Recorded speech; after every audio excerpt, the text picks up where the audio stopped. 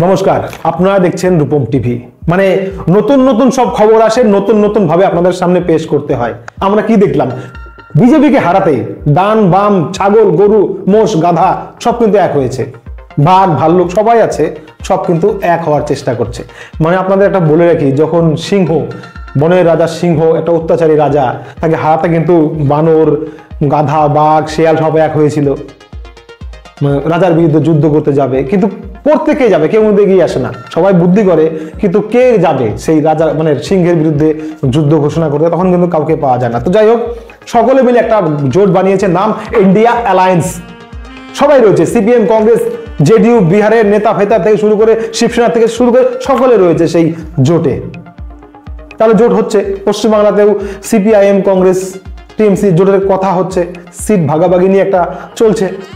কিন্তু আপনারা কি জানেন, এই সবের মধ্যেই বিজেপি আর সিপিএম জোট হয়ে গেছে। পূর্ব মেদিনীপুরে একটা সমবায় ভোট হয়েছে, এই গতকালের কথা হয়তো। সেখানে কি হয়েছে? বিজেপি আর সিপিএম এক হয়েছে, বিজেপি আর সিপিএম জোট বেঁধে তৃণমূলকে হারিয়ে দিয়েছে। যেটা খবর পাচ্ছি, বিজেপি আর সিপিআইএম মিলে 46টি আসন পেয়েছে, তৃণমূল কংগ্রেস 29টি আসন পেয়েছে। মানে জিতে গেছে বিজেপি এবং সিপিআইএম জোট।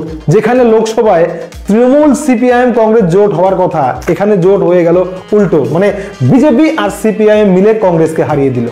আরো ব্যাপার রয়েছে। তারপর ফল বেরোনোর পর বিজেপি এবং সিপিআইএম মিলে জয়োল্লাস, লাল আবির গেরুয়া আবির উড়াচ্ছে।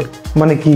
পশ্চিমবাংলার মানুষ কিন্তু তৃণমূলের সঙ্গে জোট চায় না, সিপিআইএম কিন্তু তৃণমূলের সঙ্গে জোট চাইছে না, মানে বিজেপির সঙ্গে জোট চাইছে পশ্চিমবাংলার বাম ডান সকলে। তো যাই হোক, যে জোট তৃণমূল সিপিআইএম কংগ্রেস যে জোট করার কথা, সেটা হবে কিনা জানি না, কিন্তু বাংলার নিচু স্তরের মানুষ কিন্তু সিপিআইএম বাম বিজেপির জোট চাইছে, মানে বাম আর রামের জোট চাইছে। তো আপনারা কি চাইছেন? কমেন্টে লিখবেন। খবর ভালো লাগলে সাবস্ক্রাইব লাইক শেয়ার করবেন। জয় হিন্দ।